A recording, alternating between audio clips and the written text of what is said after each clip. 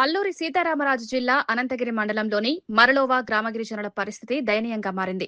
గుక్కెడు మంచినీటి కోసం గ్రామస్తులు స్వయంగా శ్రమదానం చేసి కొండను తవ్వి రోడ్డు నిర్మించుకోవాల్సిన పరిస్థితి ఏర్పడింది. గ్రామంలో మంచినీటి సమస్య తీవ్రంగా ఉండడంతో బోర్ వేయించాలని గ్రామస్తులు పలుమార్లు అధికారులను కోరినా స్పందన లేకపోయిందని తెలిపారు. బోర్ వేయడానికి రిగ్ బండి గ్రామానికి చేరుకునే దారి లేకపోవడంతో సుమారు కిలోమీటర్ మేర కొండరాలను తొలగించి గిరిజనులే రోడ్డు నిర్మించుకున్నారు. మహిళలు, యువకులు కలిసి రోజుల పాటు కష్టపడి ఈ మార్గాన్ని సిద్ధం చేశారు.